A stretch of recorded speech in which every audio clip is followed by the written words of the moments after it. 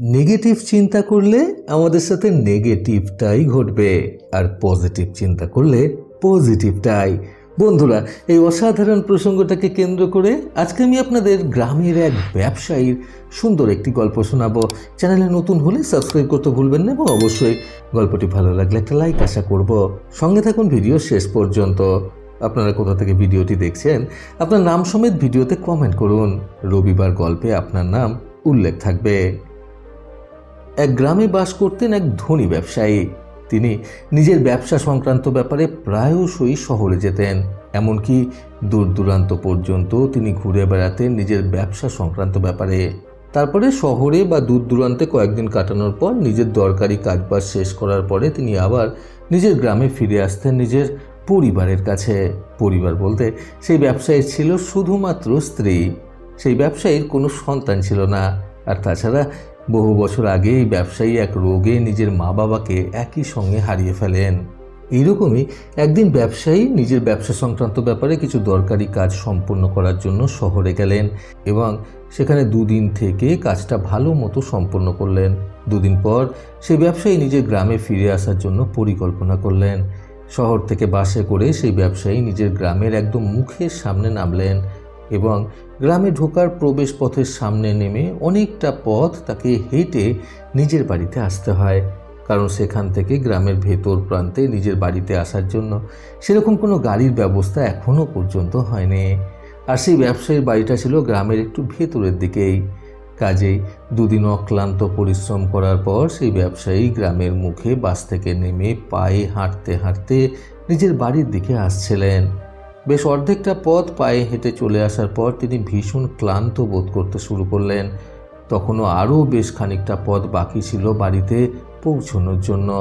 সেই কারণে তিনি মনে মনে ভাবলেন এখন কোনো একটি গাছের নিচে বসে তিনি বিশ্রাম নেবেন, তারপর আবার পথ চলতে শুরু করবেন।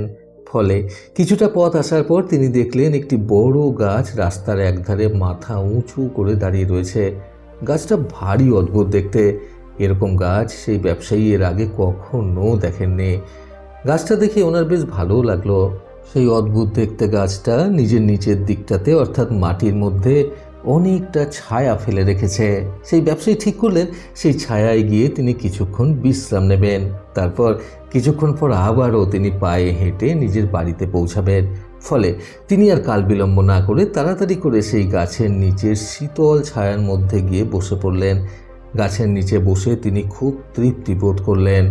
মিনিট পাঁচেক সময় এভাবে কাটানোর পর তিনি মনে মনে ভাবতে লাগলেন গাছের নিচে বেশ আরাম করে ছায়ায় তো বসে পড়লাম, কিন্তু আমার গলাটা যে তৃষ্ণায় শুকিয়ে যাচ্ছে।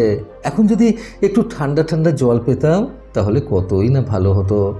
এই কথা ভাবতে না ভাবতেই সেই ব্যবসায়ীর সামনে কোথা থেকে যেন এক গ্লাস ঠান্ডা জল চলে আসলো। এই এক গ্লাস ঠান্ডা জলটা দেখে সেই ব্যবসায়ী একটু অবাক হয়ে গেলেন, কিন্তু সেই মুহূর্তে তিনি আর কোনো অতিরিক্ত ভাবনা চিন্তা না করে তাড়াতাড়ি করে সেই ঠান্ডা জলটা খেয়ে নিলেন এবং নিজের তৃষ্ণাটা মেটালেন। ঠান্ডা জলটা পান করে নিজের তৃষ্ণা মেটানোর পর সেই ব্যবসায়ী আবারও ভাবতে লাগলেন ছায়ায় বসলাম, ঠান্ডা জলও খেলাম, কিন্তু এখন তো আমার পেটে যেন ইঁদুরের দৌড় লাগাচ্ছে খিদেতে। যদি একটু কোথা থেকে ভালো মন্দ খাবার পেতাম তাহলে কতই না ভালো হতো। এটা ভাবতে না ভাবতেই সেই ব্যবসায়ীর সামনে কোথা থেকে যেন আবারও ভালো মন্দ সুস্বাদু খাবার উপস্থিত হয়ে গেল। এটা দেখার পর সেই ব্যবসায়ী আবারও অবাক হলেন, কিন্তু ক্ষুধার্ত পেটে নিজের সামনে এত সুন্দর সুন্দর এবং সুস্বাদু খাবার পড়ে থাকতে দেখে আর লোভ সামলাতে না পেরে সেই ব্যবসায়ী তখনই সমস্ত খাবার চেটে পুটে খেয়ে নিলেন।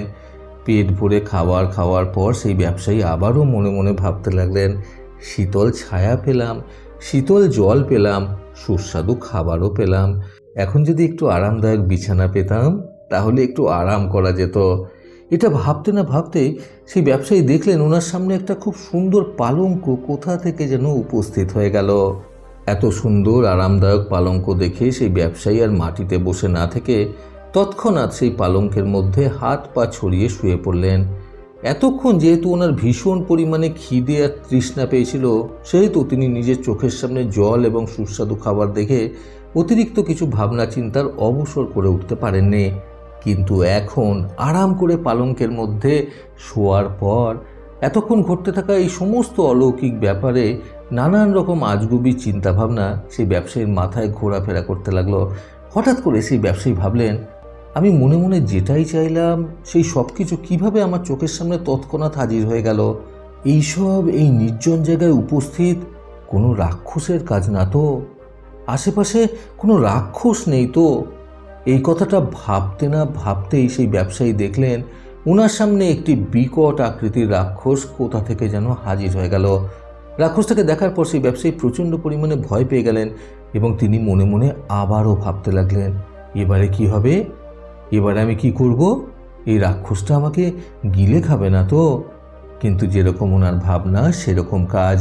উনি এটা ভাবতে না ভাবতেই সেই রাক্ষসটা সেই ব্যবসায়ীকে নিজের হাতের মধ্যে ধরে একবারেই নিজের মুখের মধ্যে ঢুকিয়ে গিলে খেয়ে নিল। আর সেখানেই সেই ব্যবসায়ীর জীবনের ইতি ঘটল। আসলেই যে গাছটার নিচে ছায়া পেয়ে সেই ব্যবসায়ী গিয়ে বসেছিলেন সেই গাছটা ছিল কল্পতরু গাছ। পুরাণ মতে জানা গেছে যে কল্পতরু গাছ হলো এমন এক ধরনের অলৌকিক গাছ যে গাছের কাছে যা মনস্কামনা করা হয় সেই মনস্কামনাই সেই গাছ পূরণ করে।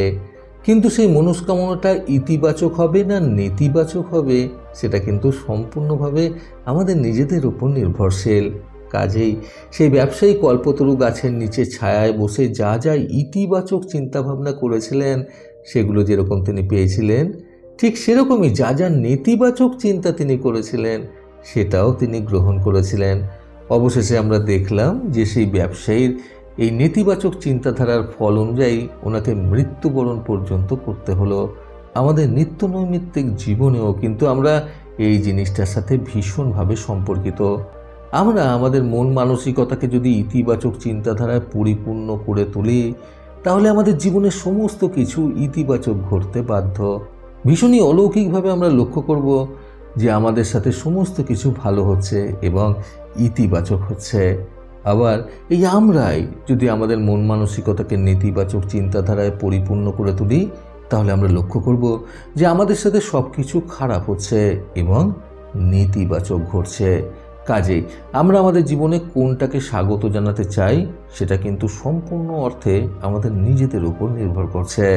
আমাদের ইতিবাচক চিন্তাধারার মাধ্যমে আমাদের জীবনটা সুন্দর হয়ে উঠবে এবং আমাদের সর্বক্ষণের নেতিবাচক চিন্তাধারার মাধ্যমে আমাদের জীবনটা রসাতলে চলে যাবে।